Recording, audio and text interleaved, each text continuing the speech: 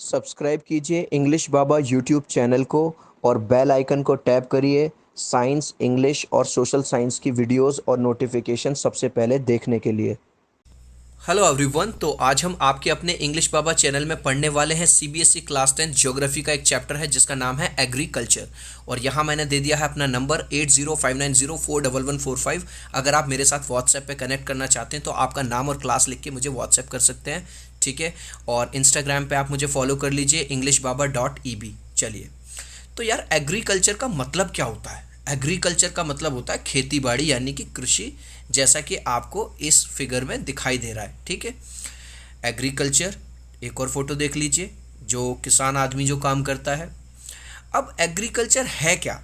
More than 50% people of India are indulge in farming oblique agriculture. Means Bharat के अंदर ज़्यादातर लोग 50% से भी ज़्यादा जो लोग हैं वो खेती बाड़ी का काम करते हैं, यानी कि एग्रीकल्चर का काम करते हैं। अब बात करेंगे कि भैया एग्रीकल्चर की डेफिनेशन क्या है। It is a primary activity which produces the food we eat and raw material for industries. Means ये वो प्राइमरी एक्टिविटी है जिसकी वजह से, या जो प्रोड्यूस करती है, जो खाना हम खाते हैं वो, और रॉ मटेरियल इंडस्ट्रीज़ के लिए। बच्चा कहेगा कैसे? जैसे आप यहाँ वाले इस वाले डायग्राम में देखिए, जो भी सब्जी है, जो भी फ्रूट्स हैं, वो सब हमें कैसे मिलते हैं? अगर किसान खेती ना करे, अगर एग्रीकल्चर ना करे तो क्या हमें मिलेंगे? नहीं। दूसरा रॉ मटेरियल्स। अब रॉ मटेरियल में मैंने यहाँ पे आपको कॉटन दिखाया हुआ है। जो हम कपड़े पहनते हैं, टी शर्ट्स पहनते हैं, तो वो रेशा कहीं ना कहीं से तो बनेगा, तभी तो धागा बनेगा और तभी तो कपड़ा बनेगा। तो वो जो रॉ मटेरियल है वो भी हमें कहाँ से मिलता है? यहाँ से मिलता है। अब बात करेंगे टाइप्स ऑफ फार्मिंग के टाइप्स क्या क्या हैं। नंबर 1 है प्रिमिटिव सब्सिस्टेंस फार्मिंग, नंबर 2 है slash and burn agriculture, number 3 है इंटेंसिव सब्सिस्टेंस फार्मिंग, और नंबर 4 है कमर्शियल फार्मिंग। अब ये सारे जो 4 टाइप्स हमने पढ़े, इन्हें बारी बारी से पढ़ लेते हैं कि ये है क्या। नंबर 1 है आपका प्रिमिटिव सब्सिस्टेंस फार्मिंग। इसमें क्या होता है? Farming which is practised on small patches of land. देखो, एक एक चीज़ को ध्यान से समझना। इसमें लिखा हुआ है मेरे भाई शुरुआत में प्रिमिटिव। प्रिमिटिव का मतलब क्या होता है? पुराना, ऐसा काम जो पुराने टाइम में होता था या पुराने मेथड से होता है। Farming which is practised on small patches of land, एक ऐसी फार्मिंग जो छोटे एरिया में होती है, बहुत छोटे से लैंड में, with the help of primitive tools. और कौन से टूल्स यूज होते हैं? प्रिमिटिव का मतलब जो पुराने ज़माने में चलते थे, बिल्कुल, is called primitive subsistence farming. अब आप इस फिगर को देखिए, यहाँ पे एक जो किसान है वो खेती कर रहा है। क्या इसके पास आजकल का कोई नया टूल दिखाई दे रहा है आपको? क्या कोई ट्रैक्टर दिखाई दे रहा है आपको? बस जो सबसे पुराना मेथड था बैलों से खेती करने वाला, उस तरह से कर रहा है। तो ये किस में आ गया? प्रिमिटिव सब्सिस्टेंस फार्मिंग में आ गया।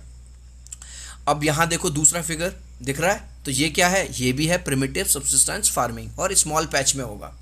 दूसरा, this type of farming depends upon the monsoons and natural fertility of the soil. जी हाँ, ये वाला पॉइंट याद रखना। अब क्योंकि ये प्रिमिटिव, क्योंकि पुराने तरीके से होता है, तो इसमें जो किसान के पास, जो गरीब किसान है, उसके पास नए मेथड्स वाले टूल्स नहीं है, ट्रैक्टर नहीं है, हैरोज नहीं है, और क्या नाम है, ट्यूबवेल्स नहीं है। तो इसमें जो इरिगेशन होती है पूरी तरह से वो डिपेंड करती है नेचुरल सोर्सेज पे, यानी कि जब बारिश होगी, जब मानसून आएगा, है ना, जब इंद्र देवता खुश होंगे तब जाके उसमें पानी आएगा। और इसमें किसी भी तरह का कोई फर्टिलाइज़र या किसी भी तरह का कोई पेस्टिसाइड नहीं डाला जाएगा। जो नेचुरल फर्टिलिटी है सॉइल की, यानी कि जो सॉइल के अंदर अपनी जो उपजाऊ, यानी कि फर्टाइल जो लैंड है, उसी से जो चीज़ उगेगी वो बढ़िया उगेगी, हमारे खाने के लिए भी वो अच्छा होगा। सो आई होप कि ये आपको क्लियर हो गया। प्रिमिटिव का मतलब पुराना, दूसरा स्मॉल लैंड पे, स्मॉल पैच पे होगा, तीसरा किसी भी तरह का कोई मॉडर्न टूल का यूज़ नहीं होगा, और जो लैंड है, जो ज़मीन है, उसमें जो इरिगेशन भी है वो भी पूरी तरह से मानसून पे यानी बारिश पे डिपेंड है, और पूरी तरह से जो सॉइल है, सॉइल की फर्टिलिटी पे ही डिपेंड है। देखो लास्ट में यहाँ मैंने एक और आपको फोटो दिखा दिया है, ये है प्रिमिटिव फार्मिंग। अब भैया फार्मिंग और खेतों के बड़े अपने कुछ फ़ायदे हैं। अब कहोगे इंग्लिश बाबा क्या फ़ायदे हैं, ये हंसने वाली साइन क्यों बना रखा है? लो जी, तुम ही देख लो। ओए होए होए, गन्ने के खेत में भाई साहब ये भैया और दीदी पता ना अंदर को क्या बढ़ने जा रहे हैं। लगता है बायोलॉजी का कोई प्रैक्टिकल करेंगे। चलो यार छोड़ दो, हमें क्या करना, तुम मत करने लग जाना कोई बायोलॉजी का प्रैक्टिकल। तो मैं पहले ही बता रहा हूँ। दूसरा टाइप है स्लैश एंड बर्न एग्रीकल्चर। अब देखो स्लैश एंड बर्न एग्रीकल्चर, नाम में आ गया बर्न, बर्न का मतलब होता है जलाना। इस वाली एग्रीकल्चर में होता क्या है, first of all an area is cleared by burning other unwanted plants और ट्रीज। सबसे पहले एक एरिया को क्लियर किया जाता है, साफ किया जाता है। लेकिन साफ कैसे करेंगे, वहां पे जो अनवांटेड या दूसरे जो ट्रीज हैं उन्हें जला दिया जाता है। जैसे यहाँ पे देख रहे हो, आपको दिखाई दे रहा होगा फिगर के अंदर कि ये जो पूरा एरिया था, यहाँ पे बड़े बड़े ट्रीज लगे हुए थे, तो उन ट्रीज पे वहाँ पे जो जहाँ पे खेती करनी थी वहाँ आग लगा दी, और जिससे कि वो सारा एरिया साफ हो गया, क्लीन हो गया। ठीक है, देख रहे हो आग लगाने के बाद, हालांकि आपको गंदा लग रहा होगा, मुझे भी खराब लग रहा है, लेकिन ये मेथड है तो मेथड है। ठीक है, तो आप देख रहे हो पहले ये ऐसा था, फिर जलने के बाद थोड़ा ऐसा हो गया, फिर इसकी पूरी साफ सफाई कर दी, ऐसा हो गया।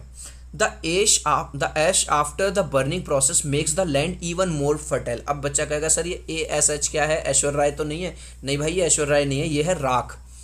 जो राख है बर्न होने के बाद वो लैंड को और ज़्यादा फर्टाइल बना देती है, पहले से भी ज़्यादा। Then farming is done on that land unless the land loses its fertility. और फिर उस ज़मीन पे खेती करी जाती है, और कब तक करी जाती है, जब तक कि वो जो ज़मीन है अपनी फर्टिलिटी नहीं खो देती या उसकी जो फर्टाइलनेस है वो कम नहीं हो जाती, तब तक उसके ऊपर क्या होती रहती है, खेती होती रहती है। देख रहे होगे आप, इसमें भी यहाँ पे भी बहुत बड़ा जंगल था, घने, उन्हें सबको काट के साफ कर दिया गया है, और फिर वहाँ पे खेती करी जा रही है बड़े ही स्टाइल से। दिखाई दे रहा है? चलिए, सो ये है आपका slash and burn. When land loses its fertility, these people move to other areas for farming। और जब वो जो ज़मीन है अपनी फर्टिलिटी खो देती है, तब ये जो लोग हैं दूसरी जगह चले जाते हैं फार्मिंग करने, और फिर से वापस उस ज़मीन को छोड़ देते हैं ताकि उसकी फर्टिलिटी फिर से वापस आ जाए कुछ सालों में।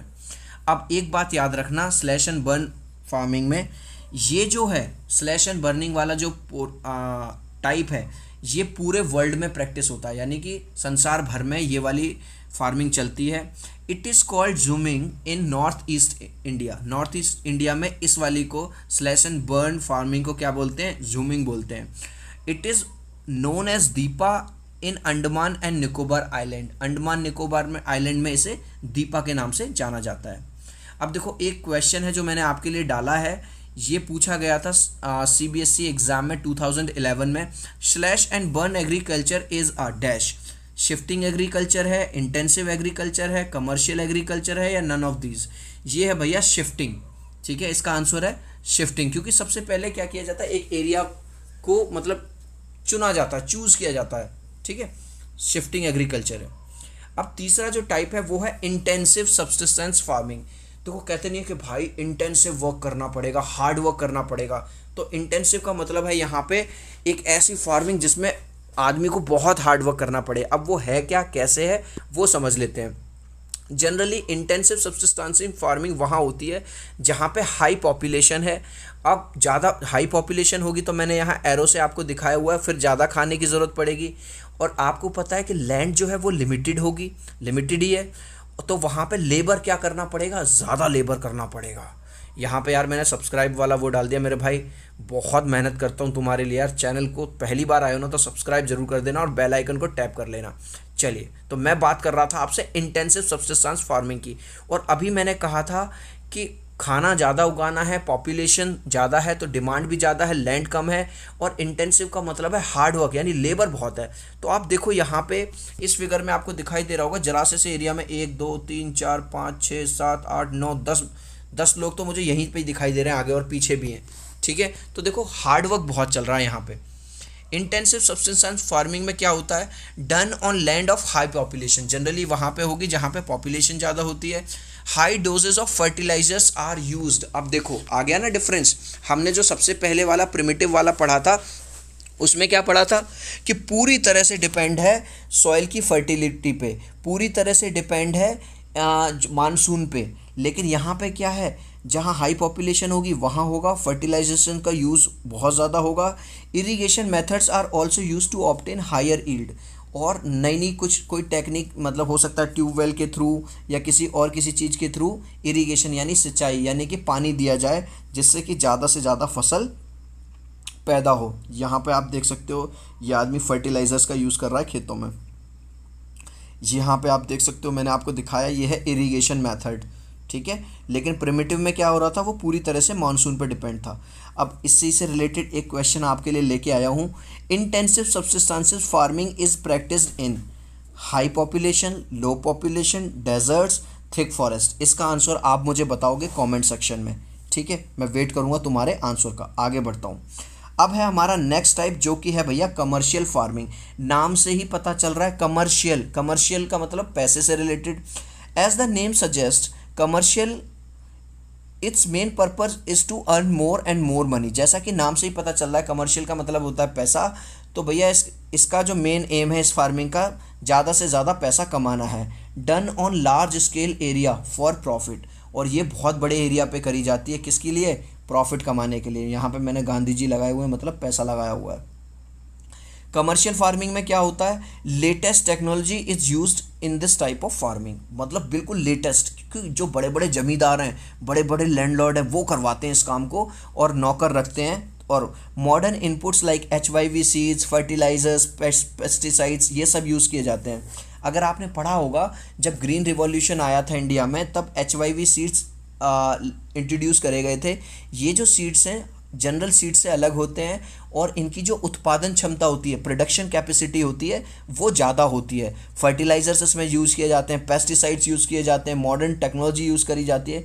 यहाँ पे मैंने आपको HYV सीड्स दिखाए हुए हैं, ठीक है। ये तो मैंने बता ही दिया था आपको, फर्टिलाइजर्स यूज़ हो रहा है। एग्जाम्पल देखिए, plantation, a single crop is grown. सबसे पहले तो ये समझ लो कि प्लांटेशन का मतलब है जब एक बहुत बड़े एरिया में एक सिंगल क्रॉप उगाई जाती है, that is called plantation. Plantation भी क्या है, एक तरह की कमर्शियल फार्मिंग है। बच्चा कह रहा है समझ में नहीं आया, ढंग से समझाओ। जैसे आसाम की बात करूं तो आसाम में बहुत बड़े एरिया में, देख रहे हो जहां तक आपकी नज़र जा रही है, वहां पे पूरे में एक ही खेती हो रही है। वो किसकी हो रही है, चाय की, और फिर वो ऑल ओवर इंडिया ट्रांसपोर्ट करी जाती है। तो ये क्या है, प्लांटेशन है। ये भी एक तरह की कमर्शियल फार्मिंग में आएगा। दूसरा, अगर मैं बात करूं कॉटन की, कर्नाटका में तो बहुत बड़े लेवल पे कॉटन को वहाँ पे उगाया जाता है, ठीक है। सो ये था हमारा पार्ट 1। आई होप कि आपको पसंद आया होगा। पार्ट 2 में बात करूंगा मैं सीजन्स के, फार्मिंग के सीजन्स क्या होते हैं। अगर यार वीडियो अच्छी लगी हो, मेरे मेहनत अच्छी लगी हो, तो वीडियो को लाइक ठोक दो और चैनल को सब्सक्राइब कर लो, बेल आइकन को टैप कर लो। और मेरे साथ कांटेक्ट करना हो तो मेरा नंबर लिख लो 8059041145, 80 590 411 45। मिलता हूँ आपसे बहुत जल्दी पार्ट 2 में। बाय।